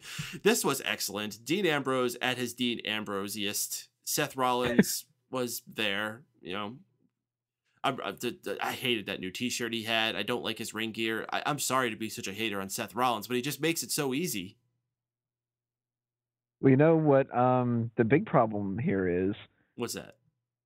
Everybody knows that cats hate getting wet. It's a cold night out there. I mean, he doesn't have central heating in his cardboard box. So. Oh, hell, this is probably the first shower that Seth has had in freaking years. Now we just got to put him in a suit. Maybe we can get him a real job. It's great. It's good taking care of the homeless. I love this running gag. I love it so much. So we actually ended up getting a rematch from their match last night, which, by the way, was a fantastic match for a lumberjack match. Way better than any lumberjack match had a credit to be. So surprised these guys would pull that out. And again, these guys got a stipulation that would be chosen by the fans. First time we've had a fan vote with the WWE app in quite some time. Kind of glad they busted it out again. Except the choices they gave us were bogus. It was like a no DQ match, a no holds barred match, and a falls count anywhere match, which all are essentially the same thing. I'm pretty sure this booked ending would have been the same regardless of which one they chose. Right. But at least the falls count anywhere was the one chosen, because that is actually different from the other two. The other two are exactly the same. Well, the sad thing is it wasn't even chosen that decidedly. It had 41%, and I think no holds barred had 34 or something percent. Yeah, I mean, it's kind of like telling somebody, do you want to have a last man standing match? Do you want to have a no DQ match? Or do you want to have a street fight? They're all similar. It's not a steel cage or a submission or a ladder match, where then it's holy shit, these are three completely different matches. Mm-hmm. Well, Kane makes his appearance known during this match, just like he did in the lumberjack match last night. He ends up interfering. He starts beating down Ambrose at a certain point, eventually revealing a bunch of concrete slabs that were underneath the timekeeper's table, which I don't know why they even have the timekeeper's table. They don't have Mark Eaton. Or maybe they're having someone pull double duty. Anyway, something not even worth getting into. And then some stupid corporate shit. Seth Rollins does the curb stomp, shoving Ambrose's face into the concrete blocks. Nasty looking spot they did there. They had to stop the match. The ref calls the match, declares Seth Rollins the winner. Dean Ambrose is carted out on the stretcher to end the show. Shit, I hope this isn't some kind of write out for Ambrose for any kind of extended period of time. Seth Rollins, they're doing what they can to try to make him look like a force to be reckoned with. I'm just still not buying it. I'm really not. That curb stomp is a sick move. I'll give him that. That always looks sick nasty whenever he does it. But aside from that, I really hope they end up taking that briefcase and putting on Ambrose, because Ambrose has won me over a lot over these last few weeks. And I've been seeing it happen for a lot of people too. I think he's the person who's progressed the most since the Shield breakup, but I still think Rollins is the potential biggest star of the future. But it's hard to admit any other way that Ambrose has been making the most moves since that split. What do you think, Tony? Do you think Ambrose has got the chops? Do you think this match held up to what it needed to be tonight? What'd you think about everything going on? You mean that Reigns is still the person you think is going to be the top? Yes. What did I say? You said Rollins, just to clarify that. Oh, fuck Rollins. No, I meant Reigns. I don't know if I want to give it to Ambrose. I don't think that he necessarily needs it. Although I'd be fine with him taking it because that would be interesting. Rollins is doing good. Ambrose is doing better. That's the best way I could put it. I don't have any real complaints about Rollins. And I definitely don't have any complaints about Ambrose. And Reigns is doing fantastic on his own, too. He's really progressed a lot, too. This better not be a write out because, man, fucking Night of Champions can't survive on matches like the Bella Twins against each other and Mark Henry and Rusev. And a rematch of some of the other people, or, you know, we're going to throw a Sheamus match on the card or something like that. We need to have another Ambrose and Rollins match. And I don't know what they could do for that, because they can't really do like a concrete slab match or something, which is really confusing why there's a bunch of concrete slabs near the near the bell. Isn't it ridiculous enough that we have cookie sheets and stop signs under the rings? Now we just have random pieces of concrete hanging out under the timekeeper's table? Right. Like, maybe if they would have brought to a different area of the arena, like the backstage area, there could have been a concrete slab. Which, you know, it was a Falls Count Anywhere match, so, you know. Exactly. Not like that would be impossible to do. But they just happen to have that there in case Justin Roberts needs some fucking concrete in the middle of his announcement. So that was kind of stupid. And of course, it looked like it was a little bit fake to me because, you know, he can't curb stomp him and break concrete like that. I don't like the curb stomp, by the way. I think it's a decent move to throw into a match, but it's not a finisher. Really? I mean, that kills people. I mean, it kills people in real life, but wrestling is different. I mean, you can literally punch somebody in the head in real life and they die, but you can hit somebody in the head with a sledgehammer in wrestling and it doesn't kill them. It doesn't even hurt them. They can kick out. So a curb stomp, it's not good enough. That's something to do as like a setup for another move, or like in the middle of the match when Rollins has to pull a move out of his ass to be able to fight back. He pulled the curb stomp out of nowhere. He reversed that, you know, that kind of a move. That's not like I'm setting you up for the curb stomp and here's a little bit of a kick, you know, especially when he kicks really weird like he did the other day. Which, by the way, another note for Dean Ambrose. Last night during his match with Seth Rollins, when he was setting up for the Dirty Deeds, he did that thing where he stood behind him and he pulled the trigger behind Seth Rollins' head. Aces. That was really cool. I hope he continues doing that. Oh, I didn't see that one. Oh, it was really cool. Was it like a gunshot trigger kind of thing? Yeah, basically Seth Rollins was on his knees. Dean Ambrose gets behind him and makes the hand motion like his hand's a gun, and then like pulls the trigger right behind Seth Rollins' head, and then grabbed him by it, went for Dirty Deeds. Oh, that's cool. That's kind of morbid, but it's cool. Yeah, it is. You know, we're seeing all this edgy stuff between you know, something like that and Paige's seductive crawling over women, which awesome, totally hot. Yeah. Just to point that one out there. Pull something out of the chat room here. Creeper's on the radar saying, for some reason, I found it funny when Little Nate said, "You took it too far." Yeah. Yo, go ahead. Were you going to say something? That was funny. I think there was at least one new ref that was debuted last night at SummerSlam, and it was during, I think it was during the Paige AJ match, who just would not shut up. He just kept talking and talking and talking. He's like, "No, get down. Get down, AJ. Get back in the ring. Get back in the ring. Let's go. Hey, get down. And just kept talking and talking. It's like, oh my God, shut up. You're supposed to be like the silent third person of the match, not like trying to take the spotlight off these beautiful ladies. Shut your mouth. Hey guys, I'm wearing the stripes. I'm the referee. Guys. Someone like me screwed Brett once. Anyway, you got any other thoughts you want to throw in about Ambrose and Rollins? No. I mean, this was one of the best matches of the night, one of the best segments of the night, because it's been one of the best feuds that's going on in WWE, and I want to see more of it. One last comment we'll take out of here. Creep Us Under Radar saying heel Paige is awesome in the ring. No, she's always been awesome in the ring, but I agree with heel Paige making big moves. Let's take care of the last bit of business that we do here talking about Raw. Let's do the good, the bad, and the ugly.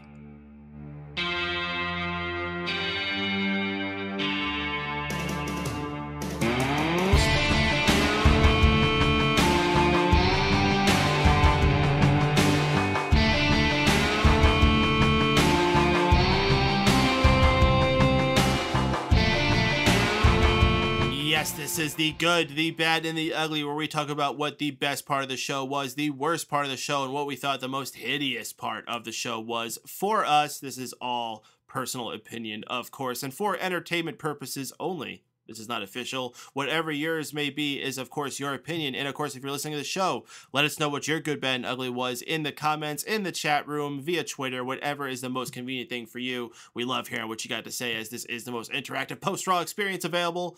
As always, man, that's a lot of words to get out there. Tony, hit us up with what your good, bad, and ugly was. Well, while I did like the one line throughout the night, "You're not an A-lister, you're just an a-hole," because I love my puns. I'm going to have to give my good to the Dean Ambrose and Seth Rollins stuff. The ALS challenge segment backstage and the match. They were definitely two of the most entertaining people tonight, so giving them credit where credit's due. The bad, the implementation of the logo in some ways. I mentioned how it's a little bit too skinny and too tall, and I'm not used to it yet, so that kind of annoyed me throughout the night. And the ugly, Nikki's overreacting to everything. Even losing the shoe. I don't know how the fuck that happened, but that was just an awful segment for something that could have been so much better considering how the match turned out last night, which was a lot better than expected. And Nikki just hammed it the fuck up. And every little thing was not only overreacting, but overacting as well. And I couldn't stand it. Brie didn't help at all by coming out there. Stephanie was a little bit off her game. Nikki was just like, "I've got the spotlight. Holy shit. I need to go nuts with this. I need to make everything." It's fruity. Like, by God. Yeah. Fruity, I'm never going to get married. Fruity, Brad. I didn't like that segment at all. It was a terrible way to start off this whole night. And it really, I think, hurt my perceptive of the whole show. Because you start off with something that's a little bit annoying, and I'm already in a bad mood. Not a horrible mood. It didn't ruin my entire day, but, I didn't start off this with the Brock Lesnar that I wanted to and celebrate, a new championship, celebrate a new champion, start thinking about the future. This was just, no, we're going to get these Bella Twins together, and it sucks already. It's a big disappointment when you think about how last night really felt like a bit of a reset. So many things were changing, and it seemed like we were going into, not a new era, but, just things were changing a bit than they were, and they were supposed to be drastically different than they were at least a week before, and it doesn't really feel that way. It's just like whatever happened last night, and aside from the obvious changes, nothing else has changed. Right.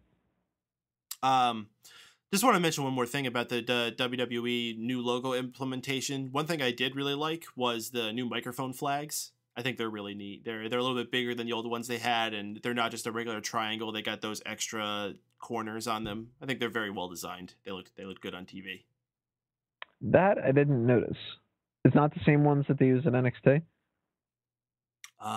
It might be. It might be. I'm not 100% sure. They looked like something new. I don't believe I've seen those before. Anyway, my good, bad, and ugly. My good, I am also going to give to Dean Ambrose, specifically for the Ice Bucket Challenge segment, and just the whole, it's for charity, and the way he bounced the bucket off of Seth Rollins' head. That was just hilarious. Creeper's under radars in the chat room saying that bucket was gold. Absolutely. My bad.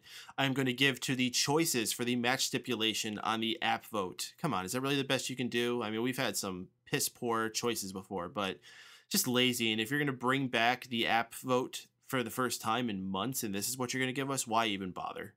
Like, why not just said you're having a Falls Count Anywhere match tonight? Because since you were going to go where you wanted, even with the Lumberjacks, we'll just let you do whatever you want. There you go. Falls Count Anywhere match. Set up perfectly, believable way. And for the ugly, I really can't think of anything that was particularly ugly. I mean, I know we haven't been completely high in this, but there wasn't any one segment that I was like, oh my God, that was so dumb and awful. So for me, I'm going to go with something a little bit different for the ugly, and I'm just going to say Bo Dallas's face. Since, we didn't get to see him for a couple weeks, I kind of forgot, but my God, that is one ugly dude. Aw. I'm not going to disagree, but that's going to wrap us up talking about tonight's show. In conclusion, I think a lot of people had fun with last night's SummerSlam special event, but this was a disappointing follow-up for Raw. It's only the first one afterwards. We got a long path going forward. Wrestling is ever constant. No off-season, as people always like to point out. So we'll see how things continue going forward. There are some interesting things going on. It's not all bad, and, that's fine. You can't have home runs all the time. And I think considering how good they did last night, I think it's okay for them to be a little bit off tonight. Any closing words you want to throw in there, Tony? I agree and I disagree. I think that you can every once in a while take a little bit of a night off, but you shouldn't, especially not after SummerSlam. You should ride that momentum, and you should really, if you need to take a week off, trudge through this one episode, take next week off. Is this a product of the no competition? Where they can kind of take weeks off and it's really not that big of a deal, other than maybe affecting their ratings? No, I think it's a product of them oversaturating themselves. Got way too many shows. I mean, we used to have in the Attitude Era Monday Night Raw and SmackDown. That's it, for the most part. I mean, we had like Sunday Night Heat and stuff like that, but they would tape that before other things. So that's kind of just the same as Superstars and Main Event. But now they're trying to get people to do backstage interviews for like 8 different shows. They're filming things for the network. They're doing house shows. They're doing 4 or 5 different TV shows each week. These people are all tired. How weird was it that they did the backstage pass after Raw tonight for SummerSlam? Kind of an odd choice. Yeah, they're going to be playing the backstage pass for SummerSlam after Raw tonight rather than after SummerSlam last night. That's weird. Mm-hmm. And WWE makes those odd choices. But all right, guys, we're going to be closing things out for this episode of the Raw Post Show on MegaPowersRadio.com. One last bit of business, and that's to let everyone here just take a moment, say goodbye to y'all, plug anything that we might want to be putting out there we want you to know about. So, Tony, what's good in the world of Tony Mango that you want folks to know about? I had some awesome pasta earlier today. That was really good. Spaghetti and meatballs. I was just eating some pasta, and I was like, man, where did all my problems go? It has that effect on people, doesn't it? Mm-hmm. Pasta's great. Same old stuff. SmartOutMoment.com, YouTube.com/SmartOutMoment, iTunes and Stitcher, where you're going to find the different episodes of Smack Talk podcast. We've also got different stuff coming your way from Bleacher Report, maybe some What Culture articles coming up soon. Some other announcement that I'm going to probably talk about on Smack Talk later on this week.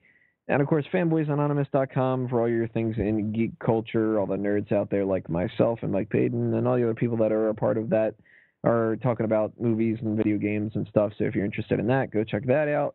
Check out those podcasts and everything else that we have going on there. And for everything else under a mango tree, you can find links to God knows what else on the internet, on all those different avenues, because I like to throw my name out there everywhere. All right, well, first off, this one's for Mr. Drew White, who has joined us in the chat room this week. Hope you're having a good time at college, and just when you think you have something smart to say, Just remember, Time Cow is always out there looking for you. Folks, we hope you enjoyed listening to this edition of the Raw Post Show here on Mega Powers Radio. If you did, be sure to join us every single Monday night following the conclusion of Raw. It's megapowersradio.com is the place to be, the most interactive post-Raw experience available. We got the phone lines for you to call, and chat room always bubbling with folks in there chatting about. We would love to have you involved. And for any reason, though, you cannot be here with us. If you can't be us, that's going to be tough. If you can't be here with us on Monday nights for the live show, you can find us archived easily on smarkoutmoment.com, where you will find links to our iTunes, Stitcher, and YouTube feeds, where you can subscribe to us and automatically get us inside your iPod, Droid device, or browser, whatever it is you like listening to via those mediums. Pay attention to everything else we got going on here at megapowersradio.com as well. The Daceman Show on Wednesday nights has been getting a lot of guests lately. We've been having the return of shows like Addicted to Anime, and For Real Movie Club has another episode coming up at the end of this month in tribute to Robin Williams. It's been a big topic over the last week, the sad passing of Robin Williams. We're going to be reviewing 4 movies of his. Great show if you haven't had a chance to tune into the For Real Movie Club yet. If you're a movie fan, check that one out. And until next time, folks, I'm Mike Paden for Tony Mango. This is the Raw Post Show on megapowersradio.com, and we'll see y'all next week on Monday night following Raw.